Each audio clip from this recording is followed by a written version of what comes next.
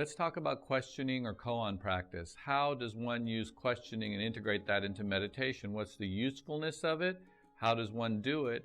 And how can it actually bring you to an awakening experience? So we've talked about multiple ways to practice so far. We've talked about mindfulness practice where we're using labeling. We've talked about a mantra practice where we're using repetition. A questioning practice is actually using a question. As you do that, sometimes your practice gets a little bit stale. You start to get kind of used to it and it starts to become stale. But let's think about what are the motivations. Why do people meditate in the first place? People could meditate because they want more physical health. People could meditate because they want actually more focus or they want more clarity.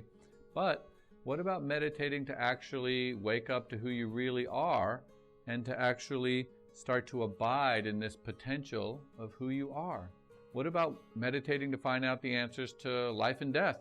What about those things? These topics that some people talk about, but most people actually feel a little bit uncomfortable talking about. If you were to really be honest with yourself, really expose that soft, gooey center, you would probably say that there's something not quite comfortable inside your heart. Something that is yearning a little bit, something that doesn't quite know who you are and your place in this world. If you're very honest with yourself, you might experience that. So then, how can questioning be used to really start to probe into that, to start to bring that to the surface, and then to start to let that culminate? And culminate into what? Culminate into an awakening. Awakening into what? Awakening into now. Awakening into who you are, into the reality of life as it is.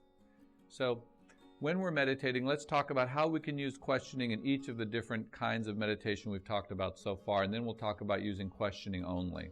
One very simple question you can ask yourself is, who is this, or who am I? Who is meditating? Who is this? Who am I? You can just bring it up from time to time, and when you do, it actually makes you slightly curious. You're like, okay, that was a little weird to think about. Then you go back to your practice. If you're doing your mantra, you can ask yourself, okay, who is chanting? And when you say that, your mind kind of slows down a little bit and it gets a little bit confused because it's a question that we all take for granted. Who am I? But we never really sit with to understand that question.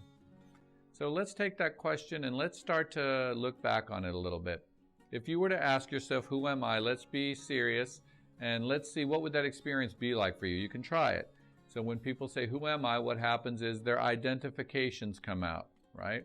I'm a man. I'm half Asian man. I'm a half American, half Korean man. I'm a doctor. All of these things. I'm a father. I'm a husband. All of these things that we start to identify with come out, okay?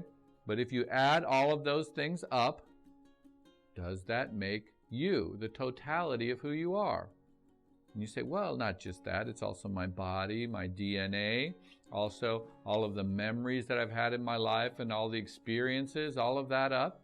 Okay, so take a second. If you add up all of that, and you ask yourself very sincerely, is that enough? Does that really feel like who you are?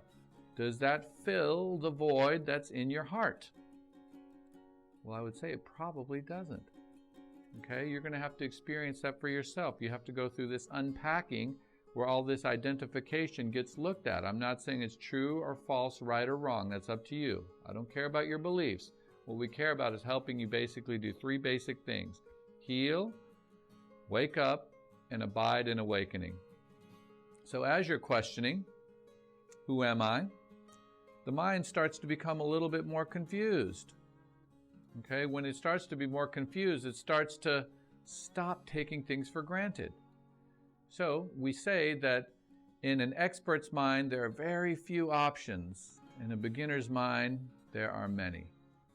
If you already know who you are and everything about life, then you think you're an expert. There are very few options. You already know so much. A beginner's mind is this mind that does not know, that is open to possibility, that has fresh eyes and can see and experience life. So this questioning process can really start to work back into our preconceived notions, the things we take for granted, to have us look at that with fresh eyes. And not only that, it starts to give us a lot of focus.